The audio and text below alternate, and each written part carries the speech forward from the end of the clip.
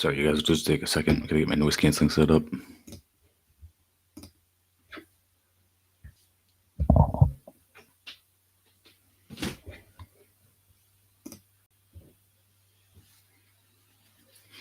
All right, we should be good. Do not record the audio. All right, you guys, welcome back to another reading hour. This is the reading hour for July 16th, 2025. In case you're unfamiliar, if you're just checking in, this is where I read through 3 different books, 20 minutes each, and I do a little commentary on them. So this first book is the Gladio book that I keep referring to. This is Unholy Alliance by Paul L. Williams. It describes how the Mafia, the CIA, the Vatican, the Freemasons all worked together to shield Nazis from accountability after World War II, and also to create the global drug trade, the heroin trade, to fund all these secret militant operations to fight communists, to assassinate labor organizers, to overthrow governments, install secret underground governments that actually control the ostensible governments. This is how fascism took over in the West, folks. So picking back up here on the book, this section is called Cardinal Cody. The conclave may not have been bugged, but it had been rigged. So they're talking about how picking a new pope was actually pretty much controlled by the CIA. The whole process of the conclave the CIA made sure that they got a compliant pope that wasn't going to dismantle this whole organization right out from under them. So Cardinal Cody, the conclave may not have been bugged, but it had been rigged. The CIA was fearful that the cardinals might elect Cardinal Giovanni Benelli, the Archbishop of Florence, or Cardinal Alosio Lorscheider, the leading Catholic prelate in Brazil, as pope. Benelli, a moderate, had been so horrified by the Sindona affair that he called for the removal of Archbishop Marcinkus as the head of the Vatican Bank. Cardinal Lorscheider represented an even more odious choice since he was an advocate of liberation theology. So as we previously discussed in this book, the CIA, the far-right lunatics who eventually take control of the Catholic Church from the Vatican on down, they're very terrified of liberation theology. They don't like that version of Catholicism that is not homophobic, that is friendly to labor organizers and to unions and to communists. They don't like liberation theology one bit. Soon after Pope Paul suffered his first heart attack, the agency arranged for Cardinal John Cody, the Archbishop of Chicago, to travel to Poland for a meeting with Cardinal Karol Wojtyła. Polish names are hard, sorry. The Archbishop of Krakow, who had attracted the attention of the U.S. intelligence community with his strong stance against communism and his openness to the strategy of Operation Gladio. Of course, the Polish Archbishop is the fascist one who hates communism. Cody, by his own admission, was a CIA operative who had served the agency since the time of its establishment. The cardinal had even been dispatched on mysterious missions to Saigon. In charge of the total assets of the Roman Catholic Church in Chicago, in excess of $1 billion, Cody worked closely with David Kennedy at the Continental Illinois, which held the deposits of the diocese. Through Kennedy, the cardinal developed close relationships with Michele Sindona and Archbishop Marcinkus.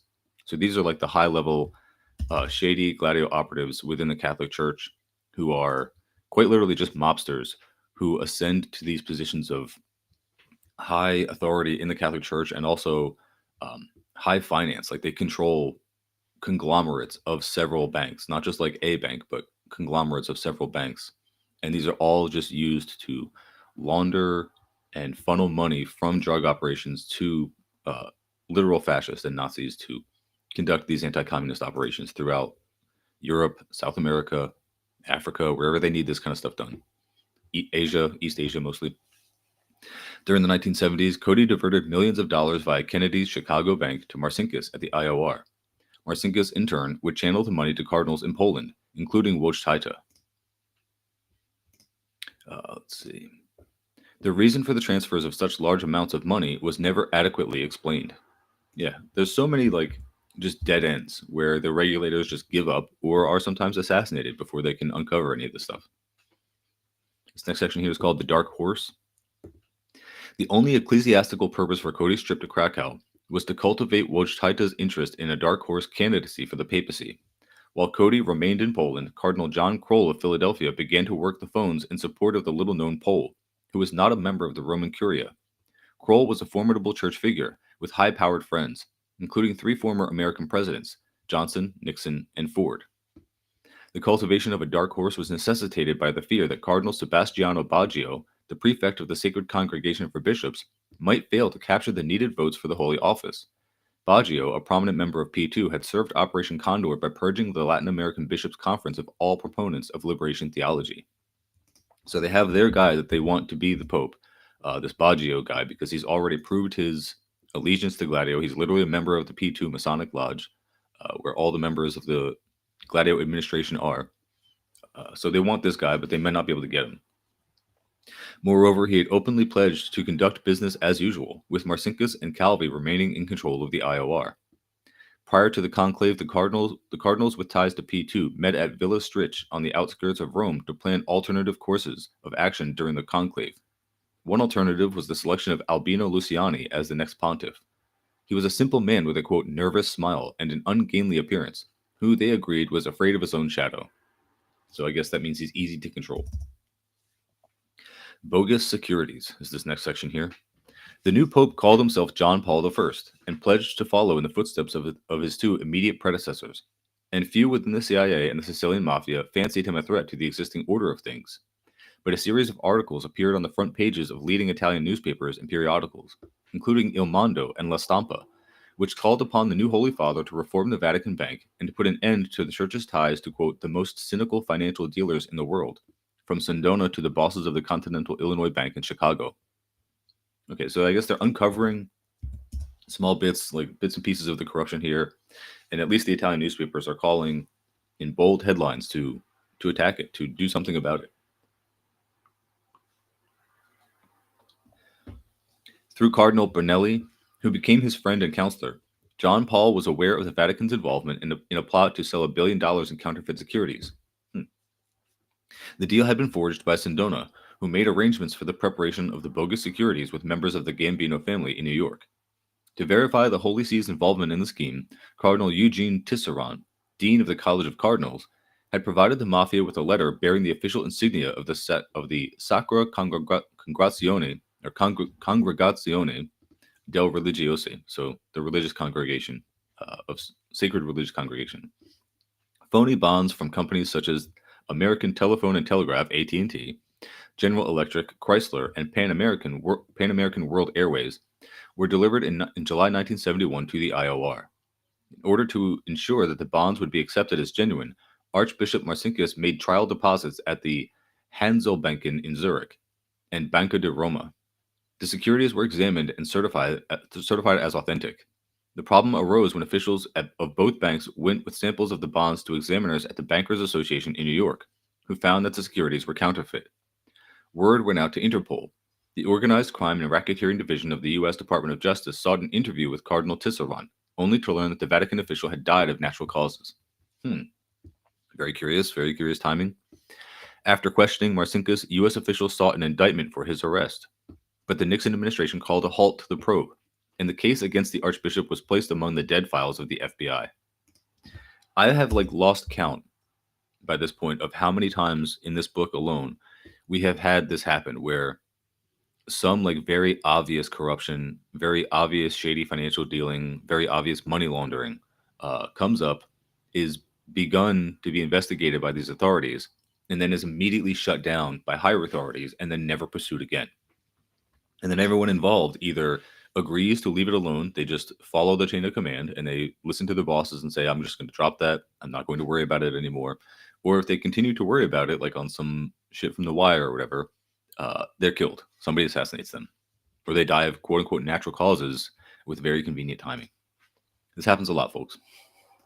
Happens quite a bit. Petrocell says, fell behind on the books for some time, and the binge I'm doing right now on all of them, oh my god. An Italian friend from my university told me bull balls are delicacies in Italy. Only such a society could create fascism. Hilarious. And Petrocell says, he shot himself in the back of the head twice. That happens a lot. You'll find these really shady, suspicious suicides, and they just get ruled as suicides or natural causes. Happens all the time. All right, so this next section here is the preliminary report. 1 week after his election, John Paul received a preliminary report on the internal workings of the Vatican Bank from Cardinal Villot, who remained the Holy See's Secretary of State. The bank, which had been formed to further, quote, religious works, was now serving a distinctly secular purpose. Of the 11,000 accounts within its registry, fewer than 1,650 served to further an ecclesiastical cause. So yeah, most of them were out of 11,000, 1,600 of them were actually for church purposes. The remaining 9,350 accounts served as, quote, slush funds for special friends of the Vatican, including Sindona, Calvi, Gelli, Marcinkus, and leading Sicilian mafiosi, including the made men of the Corleone, Spatola, and Inzerillo families, and members of the Camorra of Naples and Milan. The Banda della Magliana gang served the accounts of Giuseppe Pippo Callo, the mafia's head cashier, who served as the boss of the Porta Nuova clan. You know, it's so funny. We spent so much time making fun of like Dutch names when we did the True Crimes of the Empire series on South Africa, but Italian names are just as silly. It's just as unserious. Other accounts were held by leading Italian politicians and businessmen in service to Operation Gladio, and still others for the foreign embassies of Iran, Iraq, Indonesia, Argentina, Chile, Colombia, and other countries. The Santa Ana Gate within Vatican City opened to a busy thoroughfare as thugs with suitcases filled with drug money marched past the Swiss guards up the stairs to the IOR. Members of the Italian underworld, for the most part, remained traditionalists who shied away from electronic bank transfers. So yeah, they literally don't want to fuck with the computers and all that electronic shit. I guess it wouldn't even be computers back in like the 60s and 70s. It's literally just wire transfers, and they don't trust them. They're just going to bring suitcases of cash delivered by hand by a thug. Financial shenanigans is the next section here. On September 7th, Cardinal Giovanni Benelli, the Archbishop of Florence, conveyed to the Holy Father even worse news. The Bank of Italy was investigating the links between Roberto Calvi of Banco Ambrosiano and the Vatican Bank, including Calvi's purchase of Banca Cattolica de Veneto from the IOR in 1972. This purchase had occurred when John Paul was Archbishop of Venice. The sale had been made without his consultation, let alone that of any other patriarch or prelate. Everything about this transaction was mysterious. Banca Cattolica del Veneto was one of Italy's wealthiest banks, with vast real estate holdings in northern Italy. Calvi, on behalf of Banco Ambrosiano, purchased 50% of the shares for $46.5 million, around $2 billion in today's money. But the shares never left the Vatican. Instead, the stock was reassigned to Zotropo, a company owned by Sindona. Zotropo was then sold to Calvi in 1978. And in 1978, the company was acquired by the Vatican. All this time, the shares of Banca Cattolica del Veneto never left the Vatican safe. So, again, you find this a lot too. Another thing I've lost count of is how many fishy transactions take place where somebody buys something for the order of like tens of millions of dollars, and then they just never get the thing they purchased, or they never actually send the money, but the transaction is still recorded. So it's just like this creation of money out of thin air when you record the transaction on one set of books, but then don't actually do it, or possibly on several sets of books. It's just like this weird money laundering scheme that they take part in. And again, doesn't get investigated, or if it does get investigated, it gets shut down immediately.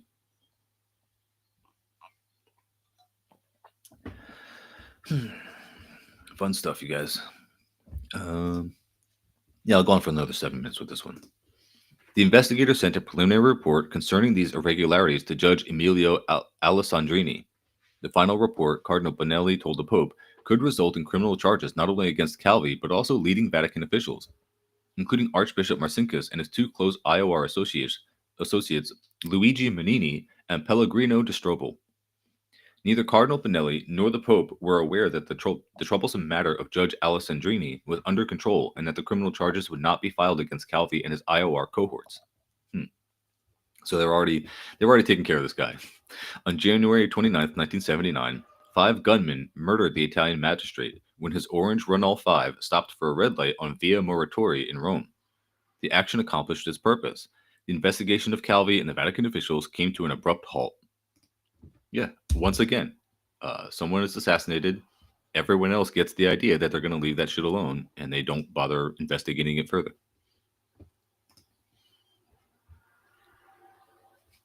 Petrocell says, they didn't have bored apes back then. How would you want them to launder money? Yeah. I mean, if you guys aren't aware, You should just look up some pictures of Venice. I don't know, just look up some street view Google Maps pictures of Venice and see the architecture and the wealth that is centralized there. And then you can understand how something like the Catholic Bank of Venice could be one of the wealthiest real estate holdings or holders in the world. It actually makes a lot of sense when you realize that like all of the wealth has just kept carrying down since the Renaissance from family to family and then into shadowy institutions so that nobody can touch it, no matter what government institutions they try to create to spread this wealth around or tax people. So this next section here is Masonic Cabal.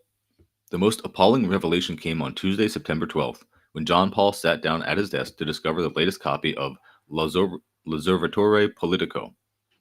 This newsletter, published by Mino Pecorelli, contained a list of 121 leading Catholic clerics and laymen who were members of the Masonic lodges with alleged ties to Licio Gelli and P2. If the list proved accurate, the Pope would have no recourse save to strip the cardinals, archbishops, bishops, and monsignors of their titles and offices and to subject them to the right of excommunication in accordance with canon law. This action would constitute a pogrom of the Papabili, the individuals closest to the chair of St. Peter. At the top of the list was the name of Cardinal Jean Vallot, the Vatican Secretary of State. Vallot's Masonic name was Gianni, and he had enrolled in a Zurich Lodge, number 41-3, on August 6, 1966.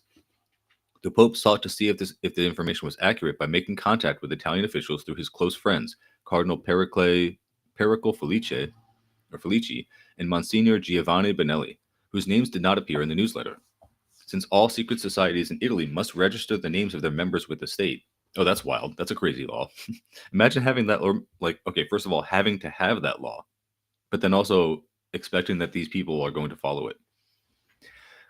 Anyway, since all secret societies in Italy must register the names of their members with the state, officials were able to locate Italian Masons of the Zurich Lodge who confirmed that Cardinal Vallot indeed had been inducted into the Order of Freemasonry. So it seems like they also, to skirt that law, they just used fake names. Like they said this guy's name was Gianni or something.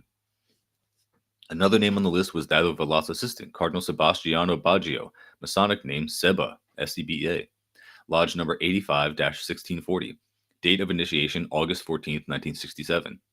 Again, the Pope and his associates made contact with the authorities and received confirmation that Cardinal Baggio indeed was a Mason in good standing. By the end of the day, John Paul had received verification of the membership of other leading Catholic dignitaries in Masonic lodges, including Monsignor Agostino Casaroli, his foreign minister, Cardinal Ugo Poletti, the vicar of Rome, Monsignor Pasquale Macchi, who had been Paul VI's trusted secretary, and last but not least, Archbishop Paul Marcinkus, who controlled the vast wealth of the Holy Mother Church. So yeah, not surprising that basically all the people who were involved in the conspiracy are involved in the conspiracy, and they are on the list of people who are members of the P2 Masonic Lodge, the Propaganda Due Italian Masonic Lodge that is created and operated for administrators of Operation Gladio. Yeah, they are on that list. Surprise, surprise. A milquetoast at heart is the next section here. John Paul, however, was neither a spiritual warrior nor a determined reformer. Of all the popes of the 20th century, he was perhaps the most timorous. He's just a coward. He's just a softy. On one occasion, when a gust of wind blew a score of documents from his hands to the roof of the Apostolic Palace, John Paul became so distraught that his attendants had to place him in bed, where he remained with a rosary between his fingers until the papers were found. Wild. Wild. Nevertheless, reliable sources contend that the new pope was moved to action as he learned more and more about the inner workings of the Vatican, of Vatican Incorporated.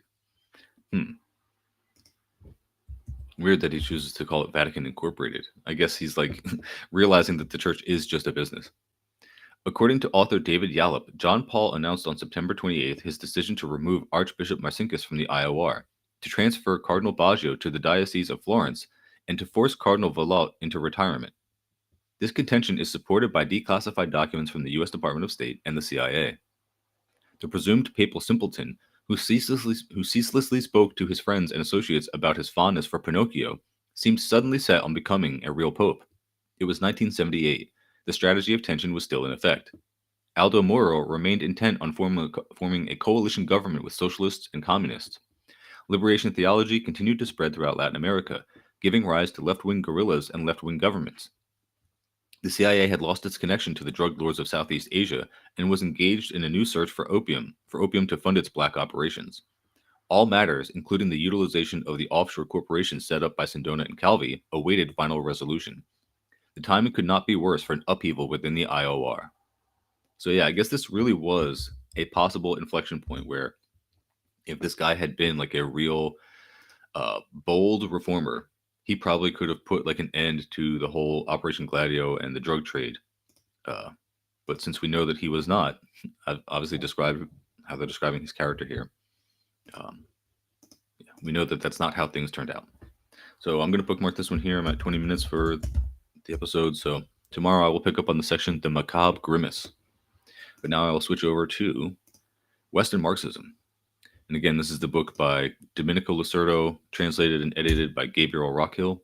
And it's Western Marxism, basically describing the differences and discrepancy between Western Marxism, which is an academic, toothless, and non-threatening pursuit in the West, contrasting that with Eastern Marxism, which is militant, effective, and revolutionary. So continuing here, the agenda that guided the genocidal crusade of the Third Reich was launched in a book published in the first edition, in the first edition 10 years before the rise of Hitler to power. The author, Lothrop Stoddard, became a celebrity in the West for a 1921 book whose title, quote, The Rising Tide of Color Against White World Supremacy, called for a struggle to defend, quote, white supremacy from the, quote, rising tide of color. And he never tired of repeating that against the, quote, subhuman, or that against the, quote, subhuman, the rebellious colonized people and their Bolshevik and Jewish insiders. Recourse to the most radical measures was inevitable. One could not stop halfway. Quote, Bolsheviks are mostly born and not made, he writes, clearly aiming also at the Jews. Quote, it is impossible to transform the subhuman nature herself having decreed him uncivilizable. Against the sworn enemies of civilization, one can proceed to, quote, wholesale extirpation. The Third Reich's war against the, quote, Jewish Bolshevist regime of Soviet Russia, declared by Stoddard, began the process of the Holocaust and the systematic liquidation of the Communist Party and the Soviet state, and the reduction of millions of Russians to the condition of colonial slaves, fated to die of hardships, starvation, and disease. One conclusion follows. The Holocaust was an integral part of the crusade against Jewish Bolshevism and of the colonialist counter-revolution, which saw the Third Reich as the principal protagonist, but which had its beginnings beyond Germany and before the rise of Hitler to power. Arendt, early on, was thinking about this chapter of history when she observed, at the end of the 1920s, quote, the National Socialist Party has become an international organization whose leadership resides in Germany, and whose objective was to relaunch, quote, white supremacy. This all disappears in the third part of The Origins of Totalitarianism, such that the passage from the category, quote, racial imperialism and that of totalitarianism comes with a methodological slip. Totalitarianism was now read as psychology or psychopathology. It was characterized by madness, the totalitarian concept for reality and factuality. When we go inside Hitler's Germany in the, quote, totalitarian society, we have the impression of entering a world of madness. This is not only because, quote, punishment is meted out without connection with crime. There's more. Quote, the world of the dying, in which men are taught that they are superfluous through a way of life in which punishment is meted out without concern with crime, or without connection with crime, in which exploitation is practiced without profit, and where work is performed without product, is a place where senselessness is daily produced anew. Common sense trained in utilitarian thinking is helpless against this ideological supersense, since totalitarian regimes establish a functioning world of no sense. The Third Reich's foreign policy does not follow any logic or calculation. It unleashes war not from lust for power, and if it feverishly seeks to expand, it does so neither for expansion's sake nor for profit, but only for ideological reasons, to demonstrate on a global scale that their ideology was correct, to build a coherent, fictional world undisturbed by reality. In other words, totalitarianism is madness that seeks madness. The philosopher forgot the observation she had made a few years earlier, that in the history of colonialism, quote, the new colonial settlements in America, Australia, and in Africa went hand in hand with the, quote, extermination of the indigenous peoples, and that this had been the agenda likewise for the colonization of Eastern Europe by the Nazis. Certainly, the genocidal violence uniquely hit the Jews. So yeah, again, describing the sleight of hand that people like Arendt make when they're trying to connect the USSR with fascist Nazi Germany, when they're trying to connect communism with fascism, when they're trying to just label all these things as equally totalitarian, it's a very it's a very obvious trick. It's a very obvious logical pseudo philosophical trick to equate the East with the West, to equate the colonized with the colonizers, to equate anti-imperialism with imperialism. And in the end, it's all done to excuse the actual imperialism of the West, of the NATO, U.S., Europe empire. This issue brings to mind another of Arendt's observations, that the Nazis to the Nazis, the Jews were the quote ethnic representatives of the Communist International, together with the Bolsheviks, such that it was difficult to distinguish between them. They were the most dangerous enemies of quote white supremacy, which needed to be defended and maintained at any cost. Starting with the third part of the origins of totalitarianism, if everything is madness, and madness in which it is useless to search for a method, it makes no sense to link the Third Reich to the colonial tradition, which was incontestably characterized by the quote lust for power, the search for quote profit, and relied on utilitarian calculation. It is necessary to immediately point out that Arendt's method, or lack thereof, finds little confirmation in historiography. We refer not only to those historians that, explicitly critical, have made clear the quote utilitarian ends pursued by the Third Reich.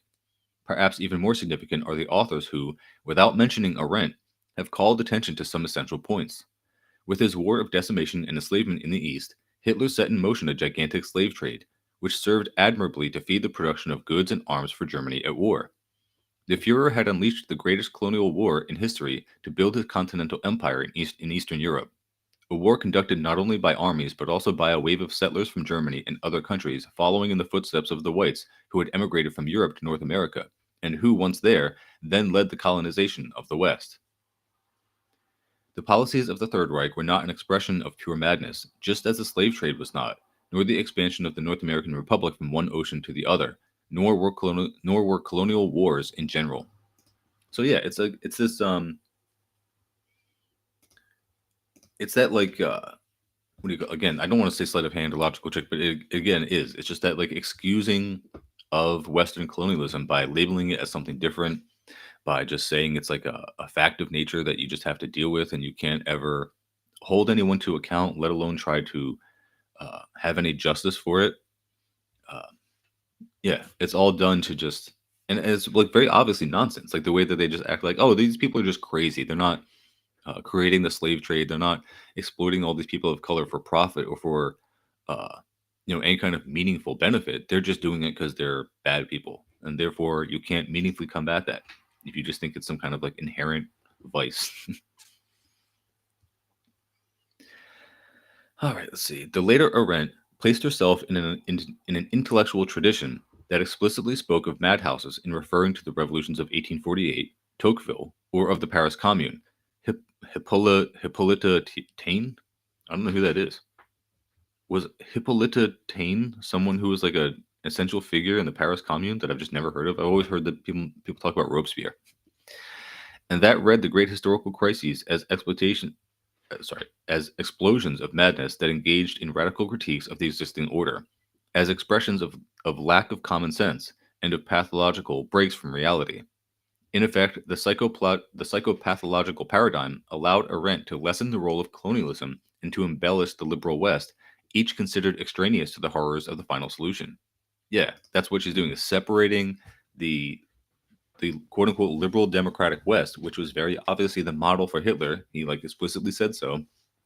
It's the way of separating that from its successor, which is the Third Reich. On the opposite side, after having made clear that Hitler's campaign against Jewish Bolshevism identified and sought to destroy jointly, even if through differing methods, both Jews and communists, the third part of the origins of totalitarianism tends to treat the 20th century communism as the twin brother of Nazism.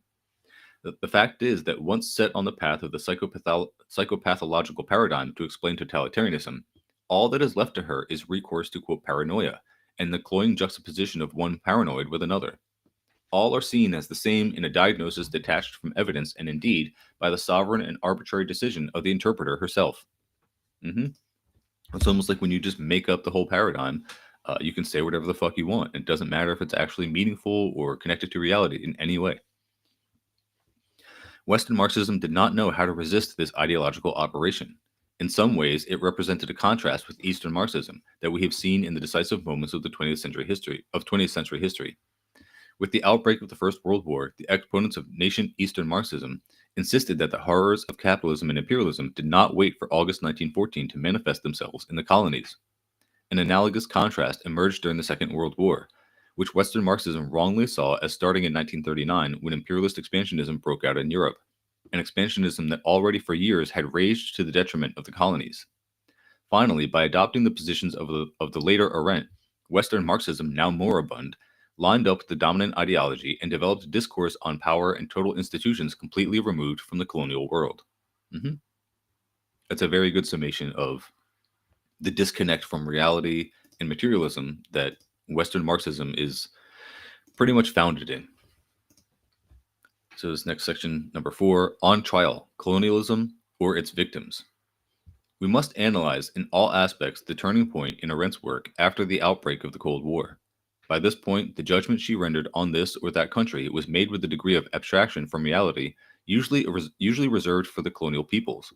Quote, Mussolini, who was so fond of the term totalitarian state, did not attempt to establish a full-fledged totalitarian regime and contented himself with the dictatorship and one-party rule. Franco's Spain and Salazar's Portugal are seen as similar to the Italian fascist state. What type of power did the three countries exercise in the colonies they subjugated? As genocidal and totalitarian as they were, the three countries of the colonialist West were absolved of the charge of totalitarianism. Yeah, I mean, people often forget that like Portugal and Spain were fascist for decades, and the West continued to do business with them. Didn't sanction them. They didn't like cut them off like they do with the DPRK or Cuba. The West has no actual problem with fascism, and you can live under it for a long time. You don't necessarily have to acknowledge it. There is not necessarily any left-wing revolt just because there is fascism. Western countries are notorious for just allowing fascism to exist for decades on end and not meaningfully resisting that. There's no like, it's not like automatic.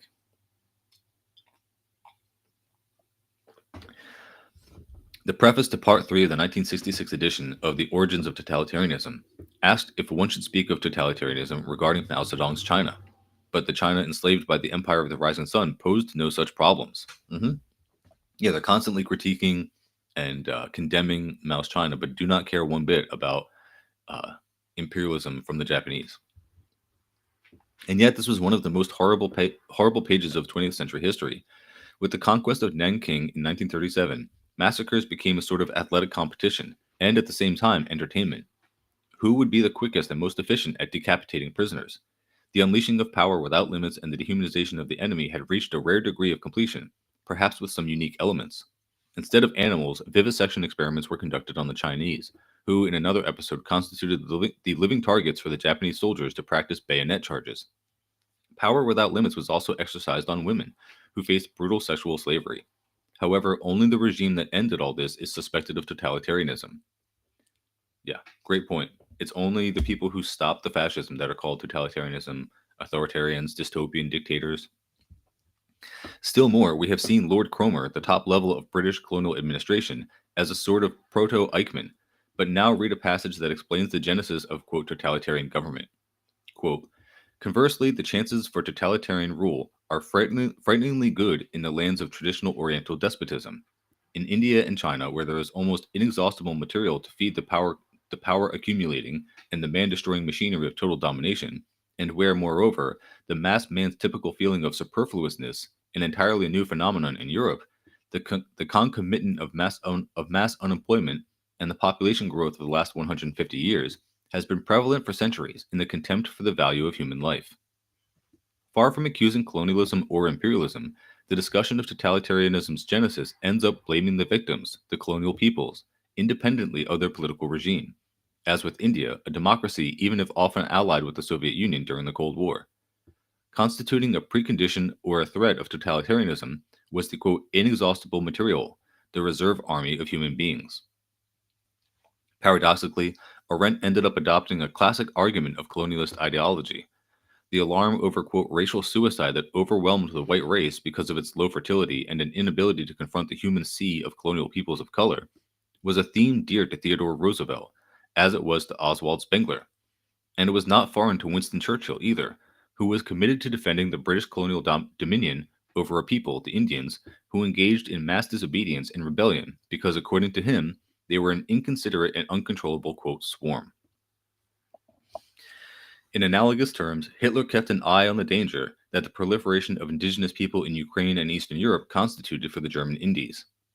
From condemning colonial domination as the first manifestation of totalitarian power, to making common cause with colonialist ideology to place blame on the colonial peoples who were inclined toward totalitarianism because of their limitless numbers, the bargain Arendt struck to pay homage to the ideological climate of the Cold War is evident in the pages of The Origins of Totalitarianism when read in its entirety. So yeah, just reiterating here again that apparently in 2/3 of this book, Arendt correctly identifies totalitarian regimes, the roots of it, the material causes, the economic oppression, the racial subjugation and separation of people.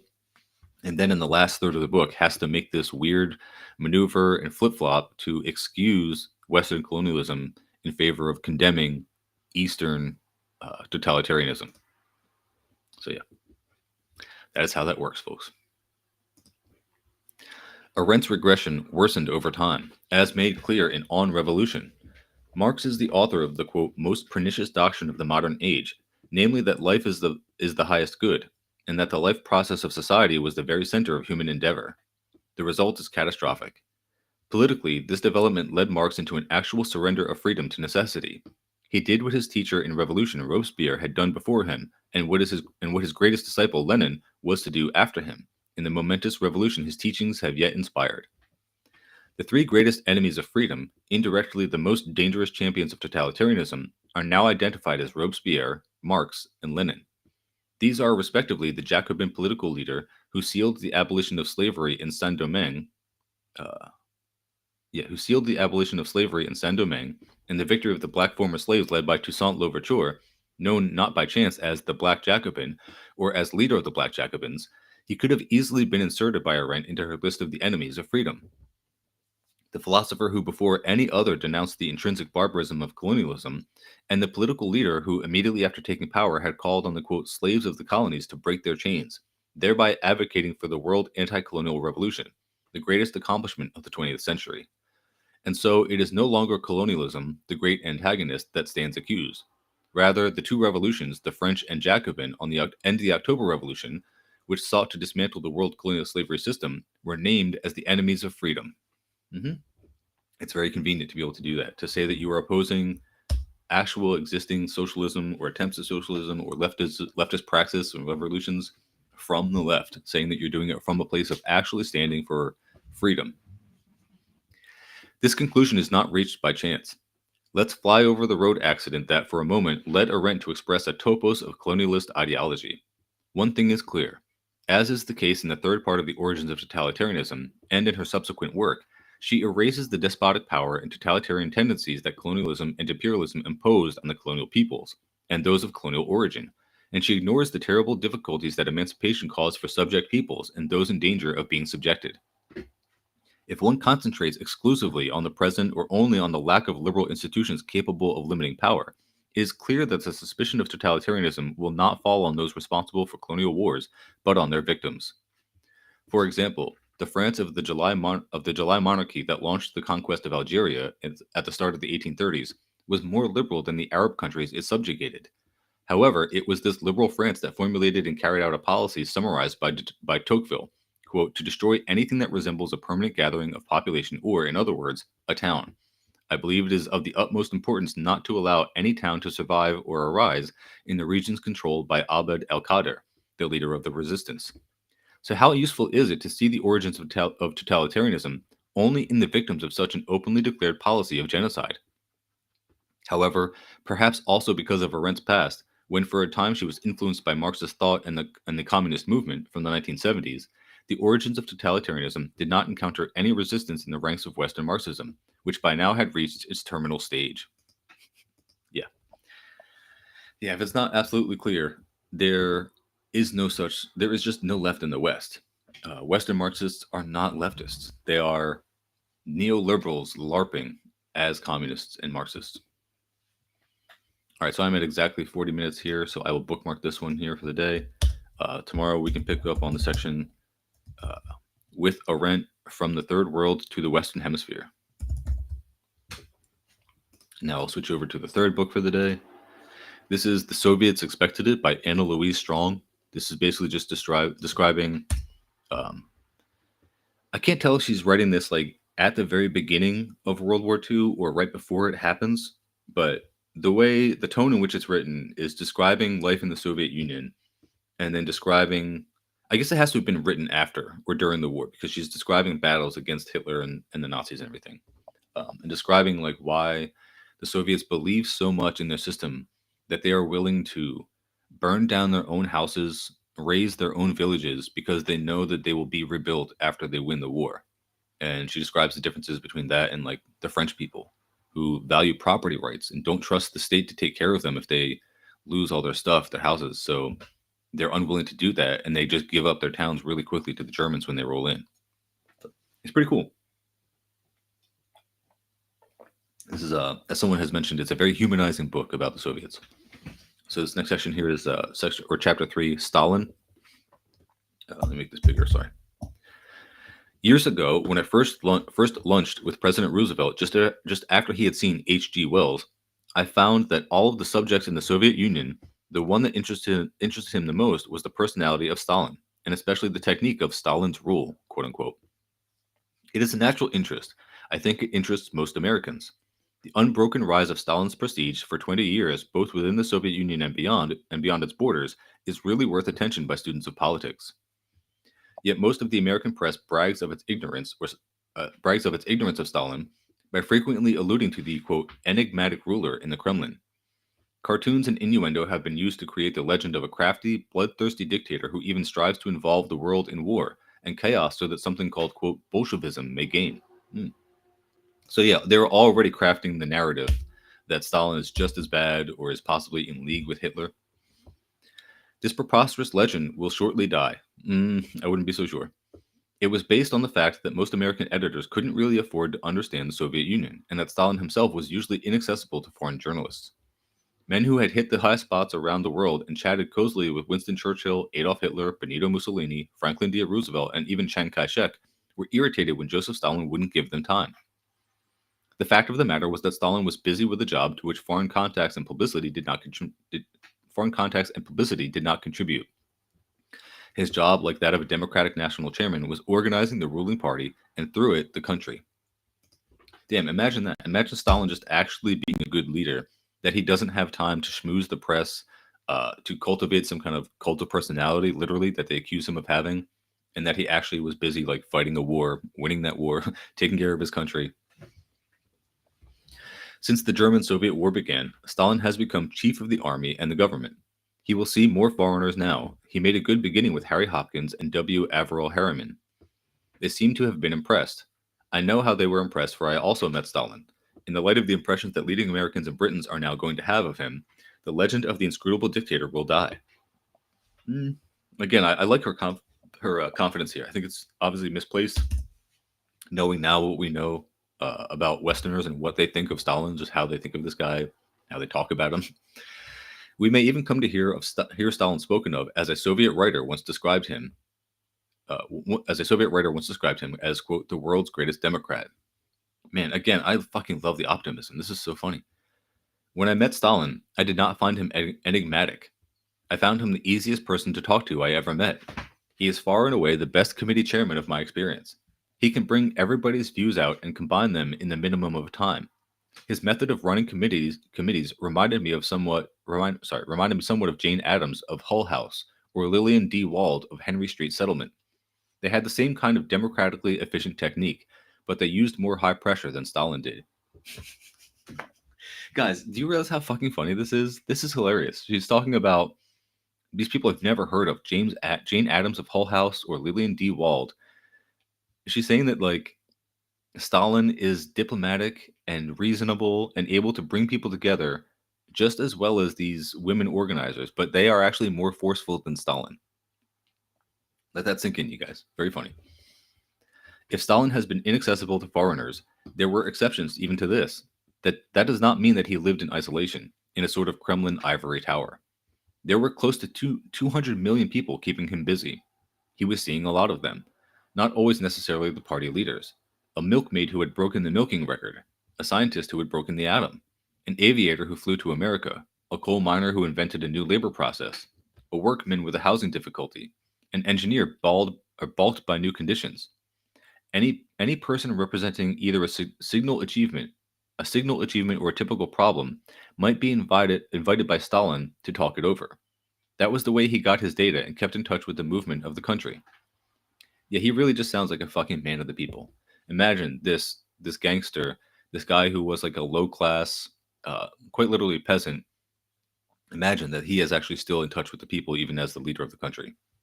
It's actually not that crazy when you think about it. That, I realized afterwards, was why Stalin saw me. For nearly 10 years, I had liked his country and tried to succeed there. For nearly 2, I had organized and tried to edit a little weekly newspaper for other Americans who had come to work for the 5-year plan. And what with censorship, red tape, and what seemed the wanton emergence of another competing weekly, I wanted to give up. My editor-in-chief was practically blackmailing me that if I resigned, he would ruin my reputation. Exhausted and angry, I was feeling trapped. A Russian friend suggested that I complain to Stalin. I did. 3 days later, his office called me up and suggested that I come down and talk it over with some responsible comrades. It was done so casually that I almost refused, for the editor-in-chief had finally agreed to my resignation, and I was, quote, through with it all. But I felt that after sending that letter, it was only polite to go.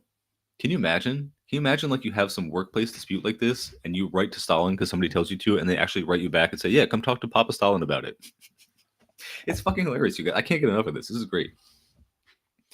I expected to see some fairly high official at the party headquarters, and was rather stunned when the auto drove straight to the Kremlin, and especially when I entered a large conference room and saw not only Stalin rising to greet me, but Kaganovich and Voroshilov too.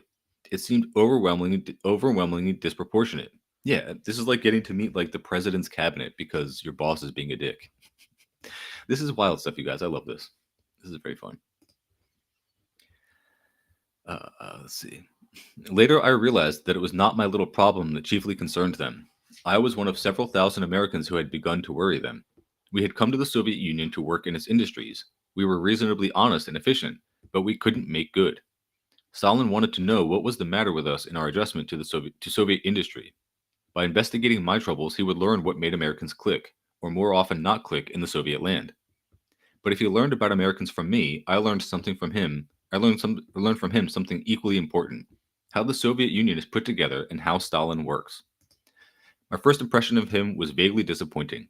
A stocky figure in a simple suit of khaki color, direct, unassuming, whose first concern was to know whether I understood Russian sufficiently to take part in discussion. Not very imposing for so great a man, I thought. Then we sat down rather casually, and Stalin was not even at the head of the table. Voroshilov was. Stalin took a place where he could see all our faces, and started the talk by a pointed question to the man against whom I had complained. After that, Stalin seemed to become a sort of background, against which other people's comments went on. The brilliant wit of Kaganovich, the cheerful chuckle of Voroshilov, the characteristics of the lesser people called to consult, all suddenly stood out. I began to understand them all and like them. I even began to understand the editor against whom I had complained. Suddenly, I myself was talking and getting my facts out faster and more clearly than I ever did in my life. People seemed to agree with me. Everything got to the point very fast and smoothly, with Stalin saying less than anyone. Afterward, in thinking it over, I realized how Stalin's genius for listening helped each of us express ourselves and understand the others. I recalled his trick of repeating a word of mine, either with questioning intonation or a slight emphasis, which suddenly made me feel I had either not quite seen the point, or perhaps I had overstated it, and so drove me to make it plainer. I recalled how he had done this to others also. Then I understood that his listening has been a dynamic force. Can you imagine, like, meeting Stalin and you find out that Stalin is just like one of the best listeners? He's just like a dynamic listener, like an engaged listener, and he gets people to communicate more effectively because he's paying that close of attention and he actually cares. Quite a different image than what we typically get of him in the West, as being this brute dictator, this dumb guy. This listening habit dates back to the early days of his revolutionary career. Quote, I remember him very well from the early days of our party, said a veteran Bolshevik to me. A quiet youth who sat at the edge of the committee, saying almost nothing, but listening very much. Toward the end, he would make a few comments, sometimes merely as questions. Gradually, we came to see that he always summed up best our joint thinking. The description will be recognized by anyone who ever met Stalin. In any group, he is usually the last to express his opinion. He does not want to block the full expression of others, as he might easily do by speaking first. Besides this, he is always learning by listening.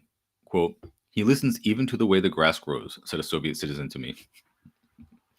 On the data thus gathered, Stalin forms conclusions, not, quote, alone in the night, which Emil Ludwig said was Mussolini's way, but in conference and discussion. Even in interviews, he seldom receives the interviewer alone. Molotov, Voroshilov, or Kaganovich are likely to be about. Probably he does not even grant an interview without discussing it first with his closest comrades. This is a habit he formed very early. In the days of the underground revolutionary movement, he grew accustomed to close teamwork with comrades who held each other's lives in their hands.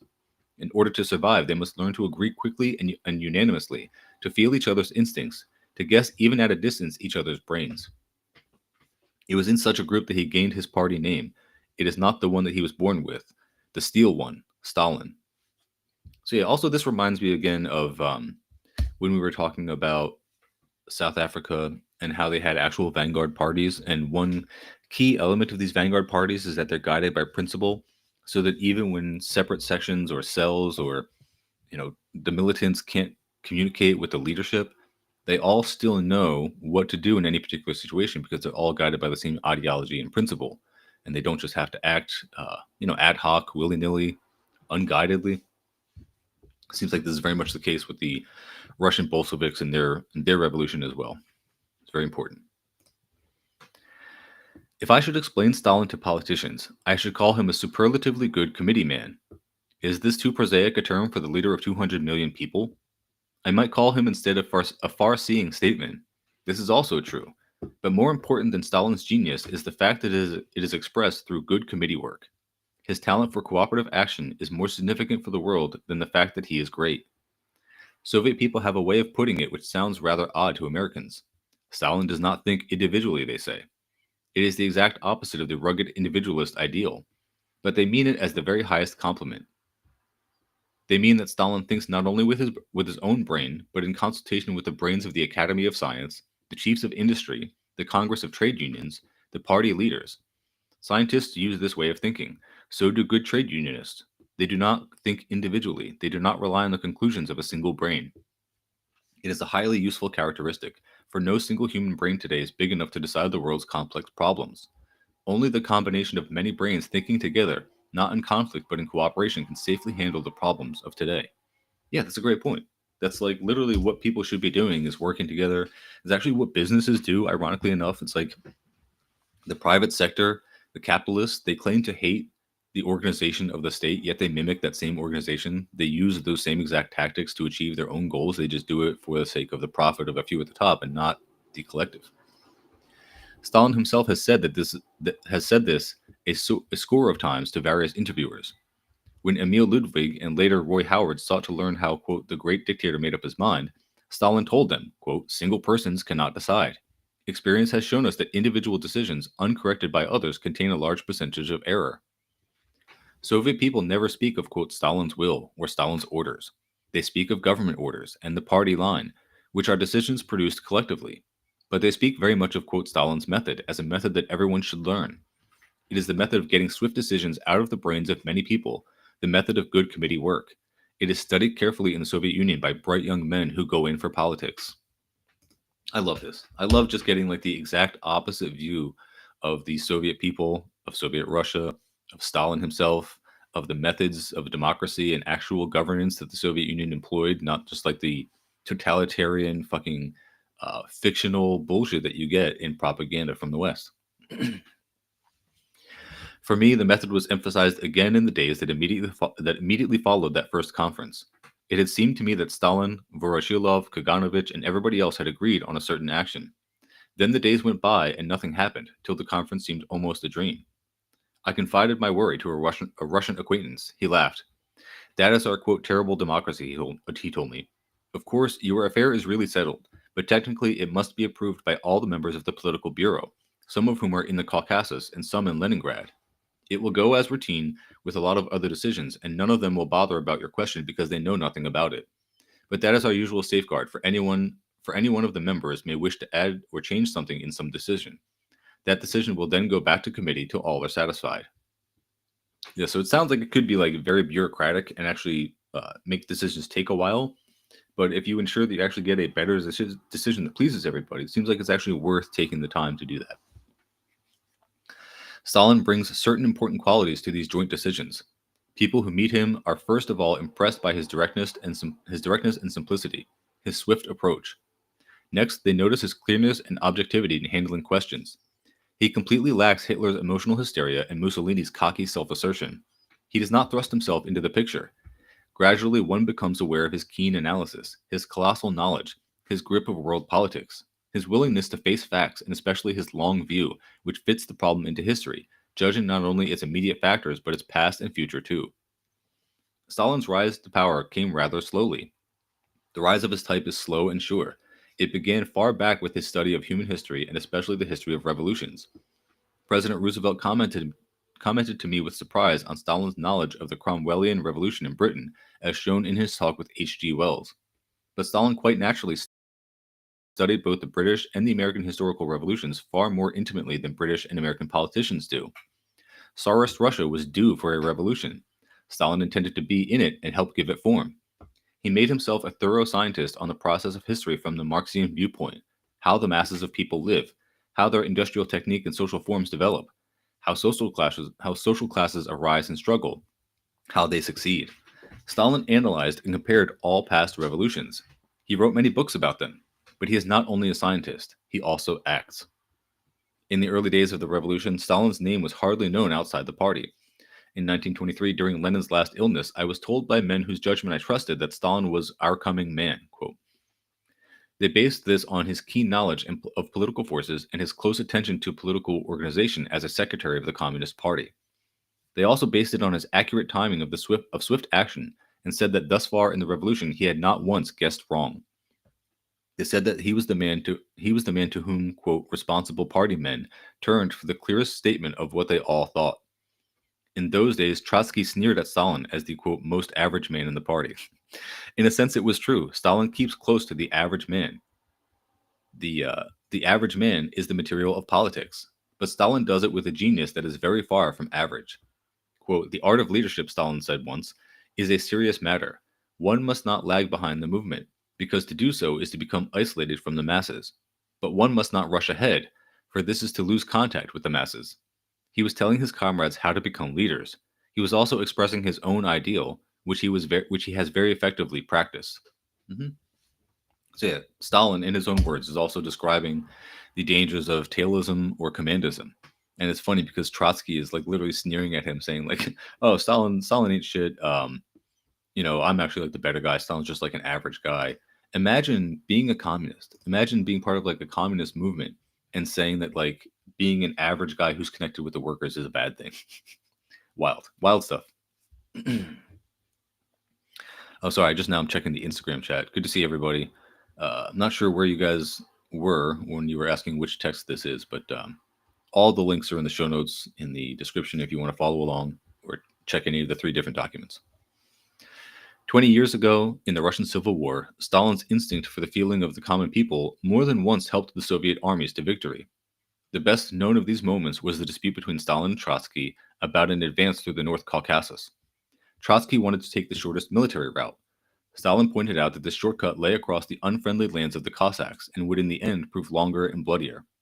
He chose a somewhat roundabout way through the working-class cities and friendly farming regions, where the common people rose to help the Red armies instead of opposing them. The contrast was typical.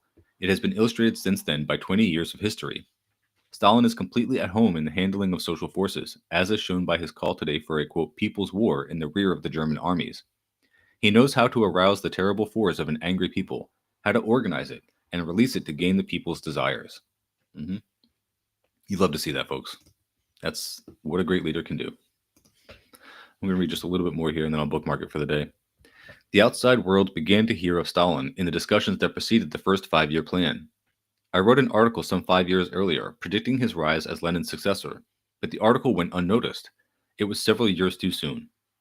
Mm-hmm. That's the curse of being a leftist, is being right too early. Russian workers outside the Communist Party began to think of Stalin as their leader during the first spectacular expansion of the Soviet industry. He first became a leader among the peasants in March 1930 through his famous article Dizziness from Success, in which he checked the abuses that were taking place in farm collectivization.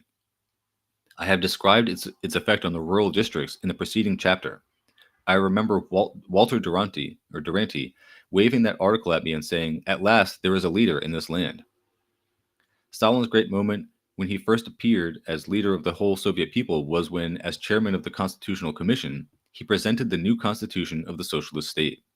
A commission of 31 of the country's ablest historians, economists, and political scientists had been instructed to create, quote, the world's most democratic constitution, with the most accurate machinery yet devised for obtaining the will of the people.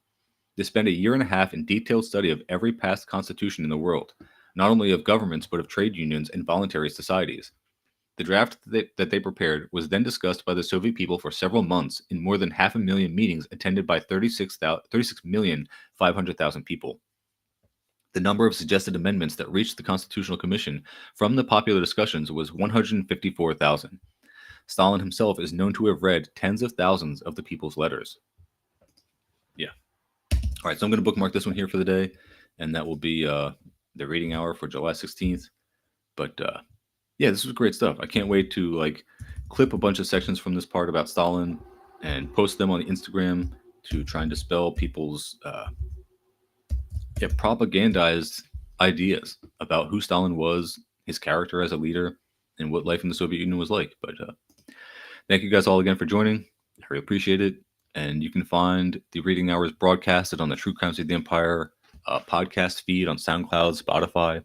You can find all the past live reading hours on youtube.com/@tcotepod/streams. If you want to catch up with any of these, and again, you can find all the links to the books in the show notes. If you want to follow along, send them to anybody, read ahead, do whatever you'd like to do with them.